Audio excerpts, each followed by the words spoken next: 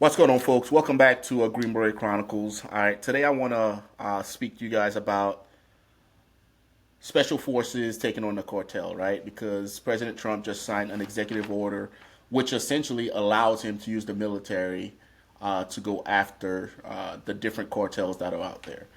And like I tend to rage on this topic because a lot of people that don't know what's going on think that we're just going to go in and just bang hammers and then the cartel will disappear. But having done this job for 20 plus years, I know that's not the case at all. It's never that easy.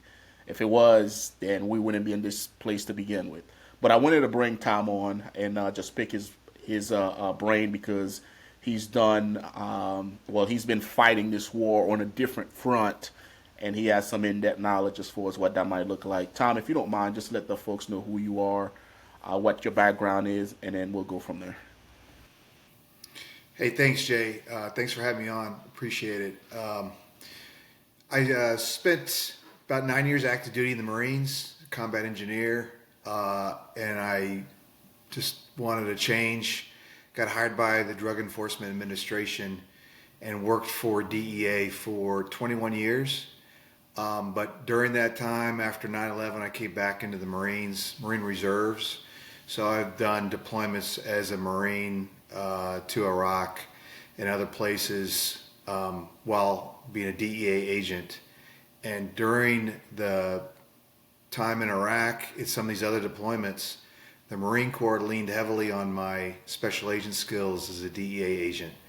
Um, in 2007, I went through selection for, well, actually 2006, but got assigned to DEA's Foreign Deployed Advisory Support Team. It was known as FAST. It was deactivated in 2017. However, the 5.5 years or so I was in FAST, I deployed to Afghanistan 5 times, targeting the drug organizations that were funding the Taliban.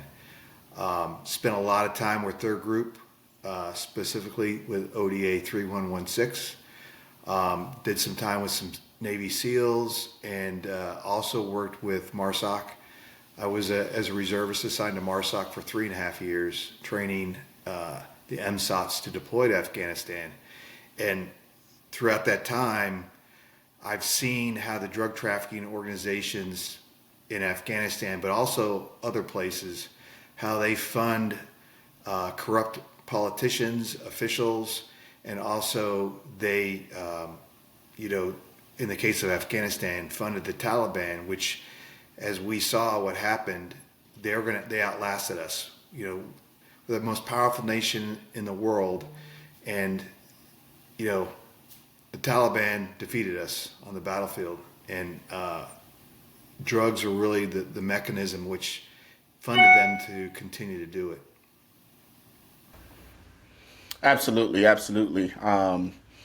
And how successful would you say was those five deployments or those 5 years you spent in Afghanistan running and gunning? Were you guys able to, probably hit some pretty legit targets, compensate some legit stuff? What do you guys think you did wrong there while you guys were in Afghanistan doing work? So, you and I talked about it a little bit yesterday. Really, what folks need to understand is we operate under different authorities. I was over there as a DEA agent under the authority of Title 21, which is the Controlled Substances Act. That's what gives us the authority to arrest and prosecute people in the United States and now internationally. We worked through the embassy, and we were essentially invited by the Afghan government to work with their law enforcement to develop target packages, investigations on individuals and networks, and then we would prosecute those in a similar way we do in the United States. However, because of the threat level, we would have enabler packages of Green Berets, Navy SEALs, contractors, and each of those 5 deployments was a little different. My first one in 2007, we kind of did it on our own, and it was more traditional where I would work informants. We would do wire intercepts, tapping phones, very similar to how we operate in the U.S. And then we would build enough evidence to go out and hit a target and capture somebody, which that's the other thing that we do that the military tends to not do, is we capture people. We're not there to kill them. If they resist, if there's a threat, we will deal with the threat. So those 5 deployments, I would tell you, 2007, my experience, we would always be there in the fighting season. My first tour was in Jalalabad. We did Shadal Bazaar, which was a big open air drug market. That didn't work out so well. That evolved. 2008, we partnered with the Air Force Office of Special Investigations. They had some unique assets to protect the air base in Kandahar. They provided us intelligence on a hashish production capability, which is interesting because we're all there focused on the heroin, the opium. Well, at the time, Afghanistan was the world's largest producer of hash. Hash, essentially marijuana. Huge cash crop, but it's bulky. But it's also, I guess, accepted in more places. It's far widely abused. That investigation led to an operation called Albatross. It was a joint mission with us and British Special Forces, a very elite unit there, one of their tier 1 units. We hit these labs in the Red Desert of Spin Boldak. I don't know if you've been out that way, but it looks like something from Star Wars. The Red Desert, there's like nothing out there. These drug traffickers had built these production facilities where they would get the raw hash in these 200 kilo bags and they would process them. They'd have generators out there in the middle of nowhere and they would wrap them for individual use, kind of like how you'd like maybe package cigarettes. The different brands, they have stamps and everything. It was really elaborate. And then they would package them with, I remember one package was ragu sauce. Another one was potato chips, but they're British potato chips, just like our Lay's potato chips. And they'd have these sealing bags, and that was all their. They would make their their drugs, their hash sticks or cigarettes or whatever you want to call it, and then they would put them inside these, like legitimate, produce you'd buy in the supermarket. So we could tell that was going to predominantly the UK and France. Hash is widely abused in Europe. That seizure was the Brit Special Forces. They found 4 caches of, and this is all an estimate, 262 metric tons of hash. And you can find this, I think, on the internet. So they had to do airstrikes on it to destroy it all. It was that big. The estimate value of that hash was almost $1 billion. And we had arrested guys. I could have made the case against, you probably remember, I don't know if you remember Colonel Razik. He then became General Razik. He was like the Robin Hood of Kandahar. I think he was, America's friend. He was having his guys move that stuff into Pakistan. He got assassinated later on, but the amount of money is mind-boggling. We did a later hit in 2009 in Marja, and you may be aware of that because we had Third Group. We did that with Third Group. That was a 4-day firefight. That was a Taliban headquarters and hash production facility, if you will. I'm sorry, not hash, but opium. That had a lot of raw opium in it. We were there for 4 days. We had all the air for the theater, and they were dropping bombs on lots and lots of Taliban, and they kept fighting every day. They weren't going to leave. They wanted their dope back. So that was estimated as probably close to $1 billion as well. So those were successes. The intelligence collected, The problem is the governments, the Afghan government is corrupt.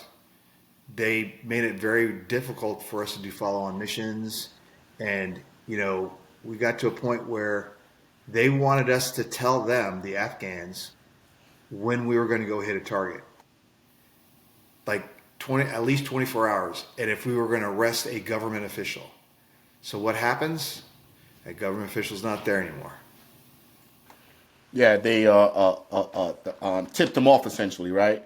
Yep. Now, I wanted you to share all of this because I see a lot of similarities as we get ready to go head to head with the cartel, right? Now, President Trump just signed that executive order labeling the cartel as a terrorist entity, right? Which, with that comes the ability to use the military and all its different authorities to go after the cartel. Now, one thing you pointed out earlier was that the Afghan government had to invite you into Afghanistan to be able to go after these drug lords, which Mexico is a sovereign state. So we can't just invade and go chase the cartel around. We have to get invited into Mexico, and then from there we go to work to do what we're going to do, right? Now, as far as the political relationship we have with Mexico, that's messy. That's for other people to figure out. What are your thoughts?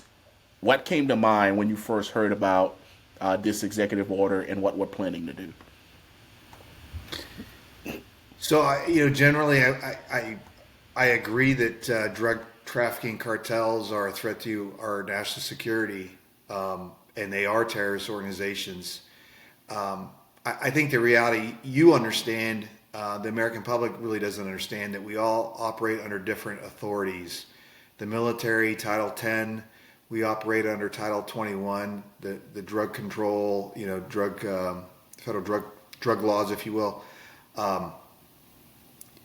There's also Title 50, which is clandestine operations, which is more for our intelligence community. They all have a role. DEA in particular has done something similar back in the late 80s and 90s in Colombia and Peru. It was called Operation Snowcap, where agents were trained to work with special forces, and I think some Navy SEALs, to go down and interdict the cocaine labs in the jungle. It had some limited success, and I would say what we did in Afghanistan, we had some limited success. It's a far broader issue, and fundamentally, you can whack all these labs, and that hurts them. It takes some revenue, makes it more costly for them. But it's whack-a-mole. You have to go after the networks, and that really requires the host country's involvement and allowing us to work with counterparts there to target the corrupt officials, which really is what is missed. They'll give up the drug dealer, but they won't give up the governor of the state or, the president or vice president of this or that is taking the money and allowing stuff to happen. I don't know if you watched that show Narcos.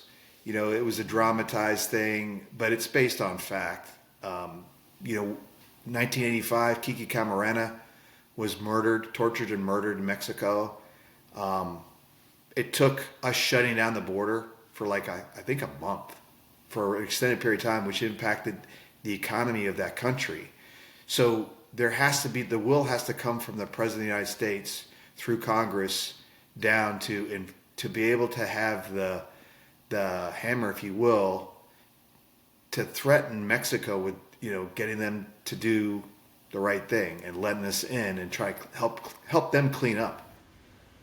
Yeah, and I think that's what it's going to come down to because I read an article earlier today that stated that the cartel is Mexico's fifth largest employer.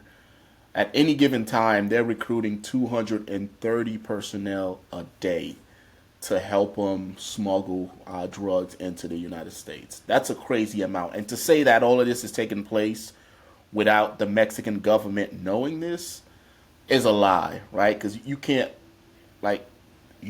you can't recruit that many people and not have eyes in the government, not have eyes in the military, right? And that's my biggest fear as I'm watching us get ready to go do this is, hey, we went into Iraq and Afghanistan. We underestimated our opponent. 20 years later, we left embarrassed. And now we're getting ready to go head to head with the cartel in Mexico. And I truly believe that we're underestimating what we have on our hands as far as the fight that lies ahead. Now, if you were in charge of, let's say, the DOD, right, and you were getting ready to spearhead this operation, what would it look like for you? What would your strategy be going in? Would it be by working through the local government? Would it be strategic hits of labs and personnel? Like, what would your version of this look like? So you have to do it. So it's not an option to do it unilaterally. It's not.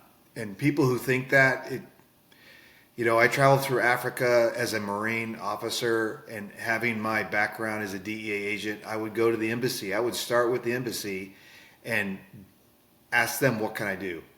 I'd have my bosses, my military bosses tell me, go do this, do that. That's not how it works. So you absolutely have to work with the Mexican law enforcement.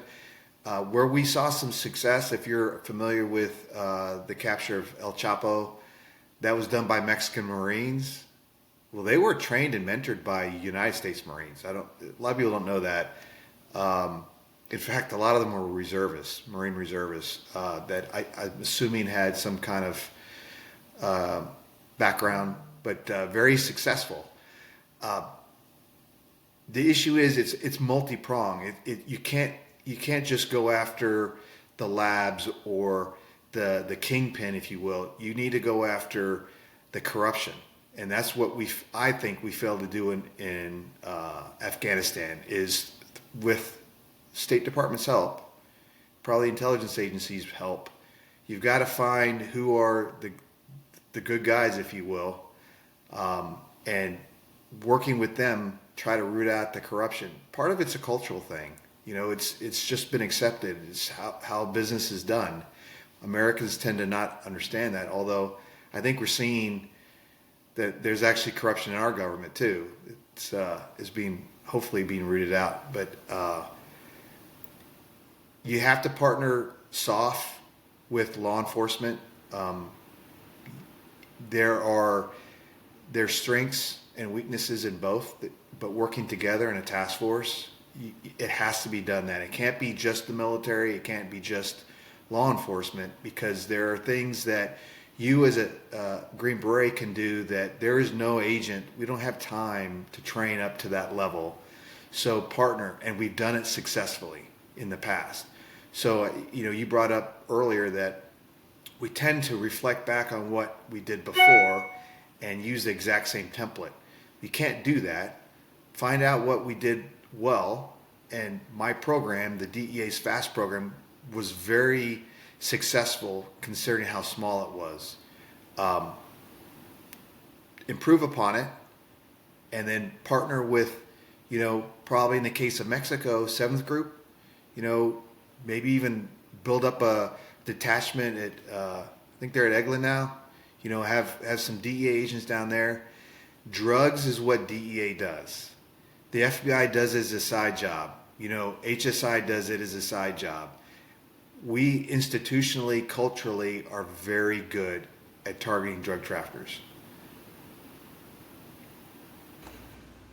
And that's a good way to put it, man. Like, it has to be a task force of different individuals with different skill set, and this has to be surgical. Like, a lot of people are talking about, oh, we're going to go in, we're going to smash them. We have aircrafts, we have big bombs. I'm like, that's not how you win this war.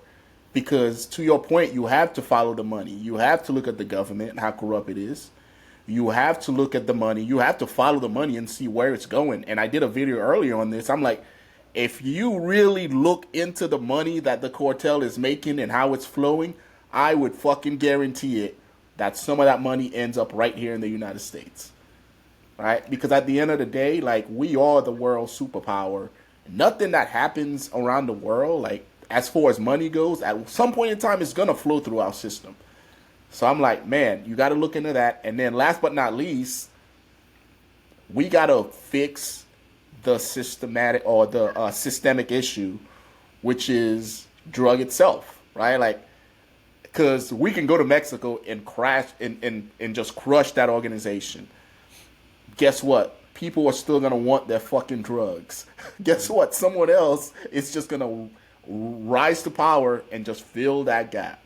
Whether it's in Latin America somewhere, whether it's in Canada, whether it's over like in Europe, as long as there's a demand, there's gonna be individuals out there that's gonna find a way to fill that fucking demand, right? Because UK and most places in Europe, they were getting their hash from Afghanistan while there's a 20-year war being fought. It was like they didn't skip a beat. They just kept finding ways to supply their customers. It's gonna be the same thing, right? Now, as far as repercussions, because that's been one of the biggest thing that I'm focusing on, having been in Afghanistan and watching what happens when we go into a village, shit goes south, people get killed. Seeing how the Taliban sometimes reacts, they'll just go kidnap a freaking family of an ANA soldier and just coerce them to do that dirty work, right? Blue on green, and what that means is he takes his U.S. Army gun that we gave him and trained him, and he turned it on us because the Taliban has his family, and they're telling him, you will do this or else we're going to kill your family. As a man, that is just an impossible situation to be in. Do you lose your wife, your child, or do you do what they tell you to do and hope that your family survives? And again, my mind goes there because I like to think ahead. If we go into Mexico and we do all these things that we want to do and people get dead and businesses get shut down, unlike Afghanistan and some of these other places, we don't have oceans between us and Mexico. What's to keep them from just coming across the border, or what's to keep them from coercing, somebody that's already here to turn inwards and do us harm here in the United States? And I think, and I hope all these things are being looked at and all these conversations are being had. In your professional opinion, Tom, what's the likelihood, or have you experienced this in the past, having worked with the DEA? Like, what do you think? Do you think there's anything there? Yeah, absolutely. So, I have not worked in Mexico. That's interesting why, DEA just never sent fast to Mexico. We went to Central America, Honduras, and then Afghanistan. The Mexican Marines, and I think you can find this online, they became very successful in the unit of choice when targeting these El Chapo and others, because their structure was different. And I don't remember exactly, but they fell under the Navy. They were isolated. The individuals they picked for the unit were single. They had all these criteria. They were single. They would not have them operate in their home area. And if you ever saw the video of his capture, they're all got balaclavas on. They're all covered up. So they absolutely took precautions to deal with that, because you're absolutely right. That's what happens, is they threaten your family. There are workarounds. What we did with our partner force in Afghanistan, they were called the National Interdiction Unit, NIU. We would go through they would go through a vetting process. So they would be nominated, and we would screen them out. We'd actually put them on a polygraph. We would polygraph those guys. Now, they wouldn't stand up in court. It's not like the U.S., so you got to do the best you can. But there was a vetting process, and not all the NIU would work with us. So some of them would go on the X. I would personally vet them. But I'll give you a quick story. In 2007, when I did this Shadab Bazaar thing, it was a shit show. I I try to have the NIU do an undercover buy like we would do to collect evidence on people there. Well, the locals, they rolled up one of the Afghan cops, undercover, if you will. They found his credentials and his gun, and they're beating him up. And his guys left him. They left him because they're scared. They're like hundreds of people there. They hauled ass. But we got to have a QRF. Same checklist that you guys have to have to do a mission. We got to have it too. So we had our little QRF. It was kind of like, I hate to say it, it met the standards, but 2 helicopters, 2 Mi-17s with 5 fast guys and a bunch of NIU, a squad of NIU. That's not a real QRF in my book, but hey, long story, my boss said, let's go get this guy. And I'm like, what? Yeah, let's go get him. He's our guy. So we went and got him. And by sheer luck, I won't go into all that details, but sheer luck, man, grace of God, we got the guy back. From then on, my team, no problems. And I know those NIU, they talk. And it's just their human nature, right? If you know you're going to go risk your life for your guy, even though he's not an American or whatever, they know. Just like a good boss, good team leader, team sergeant, you know he's all in for you, you'll do whatever it takes. So that level of commitment, you got to pick the right guys that go in. You can't go in there, hey, I'm an American, I'm more valuable than you. You got to partner with the guys, and it can be done. It just is going to be hard. Absolutely, absolutely. I think the only way this succeeds is by with and through the Mexican government, right? Like I think that's the only way this actually works. If we go in there and beat our chest and say, hey, we're America, we're here to fix this drug problem, and we don't have the government's buy-in, like, yeah, we're going to be over there doing exactly what we did in Iraq and Afghanistan, only it's on our border, and we're not going to get anywhere. So hopefully that's not the case. And hell, I said earlier, I was like, dude, we can't even fix Chicago, you know what I mean? And now we want to go to Mexico and try to undertake that entire country and, their 5th largest employer. And I'm not being pessimistic. I'm just a realist. And I'm like, I don't know, man. Like, we think we're badasses in the U.S. as far as the military goes, and we are. But the fact that we always underestimate our opponent has led us to losing some pretty big conflicts. So hopefully that doesn't happen in Mexico, because I live here and I don't want them coming across the border, you know what I mean, and then fighting us over here. So hopefully things go a little bit different down here. But Tom, I appreciate you coming in, man. Before we sign off, any last words, any thoughts to button this up? Well, so I just want to reiterate. First, I heard you lived in Mexico, so the difference, right? The difference is they have. I've never lived in Mexico. Okay, but you just been down there. I've never been. Oh, you never been? Well, I would stay Yeah. away. Especially after this podcast. I'm here to tell you that is a difference. You pointed out they have tentacles into this country. It's not like the Afghans trying to get to you here. They can get to you here, absolutely. So you have to do it with the Mexicans fully on board, and that's a political thing, a State Department thing. It can be done. And I do want to say one thing. I read about this, and it makes sense to me. Haven't been to Mexico, so you haven't experienced this, but all those really nice resorts that are super cheap, right, that people go to have vacations in Mexico, how do you think, what's that money that's building all that? You know what's building that money? Or the money that's building all that is drug money. It's money laundering. That's how they can make it so cheap, and they're so lavish. Absolutely. They got to clean that money. So it's not just a bunch of guys with guns. It's accountants, CPAs, people looking at offshore accounts. It's a multi-pronged effect. You got to go for.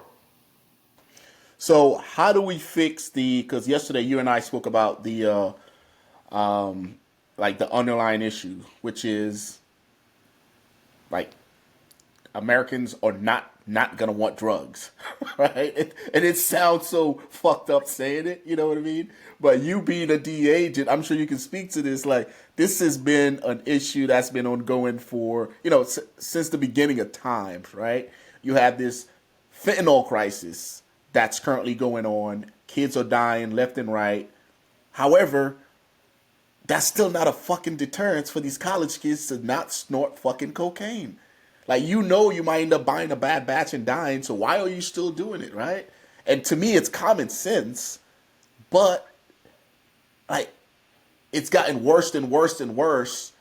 And our fix is to run into Mexico and say, hey, no more. How about we turn inwards and look at our fucking kids in our parenting style and say, you know what? Maybe I need to do a better fucking job of raising my kids so he doesn't go off to college and snort cocaine. Like as I'm looking at this and I'm processing it, like that's what I'm thinking about is, man, if Americans or whoever around the world didn't want drugs, then the drug dealers wouldn't have a job. There wouldn't be any demand. Thus, the supply would either decrease or just go away. What are your thoughts on that? Well, so Jay, there a horrible shooting in Tennessee just happened yesterday. So you got kids shooting up schools. Yeah, it's a problem, and it's the family. It's our whole culture. We got to turn around. You got to reduce demand. There's some things that I'm sure the government can do, but fundamentally it is the family. And like you said, it's parents. Teaching their kids right from wrong, and whether it be the violence you see, the drug use. There's just all kinds of horrible things. I'm sure this whole sex trafficking thing is also tied all up into that. So, yeah, Yeah, I we got didn't know about. to do. Yeah, I didn't know about the Tennessee school shooting. I'm just now reading about it. Yeah, Um, a young boy, dude. That's another topic that has to get tackled eventually, man. But Tom, I appreciate your time, brother. I just wanted to sit down yeah, and speak with you because again, you've been there, you've done it. This is your field and your expertise. I just know, what I experience overseas, and I definitely don't want that to come to our shores. Even doing it in Latin America is completely different than doing it like right across the border. They're already piling over boatloads. Juarez is a fucking is a war zone within itself.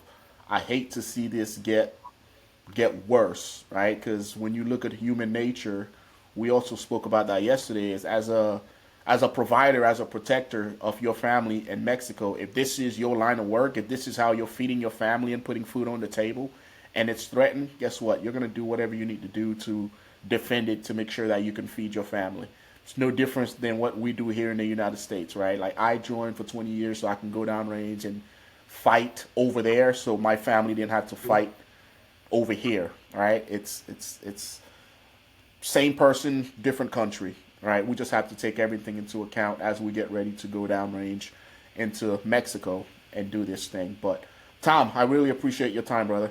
yeah. Anytime, and hey Jay, hopefully more people will be thinking about this and talking about it, and we'll figure out the solution. Absolutely, absolutely. All right, folks, let us know what you think in the comment section below, right? I appreciate you guys. Like and subscribe, share the video. Until next time, folks, take care of yourself.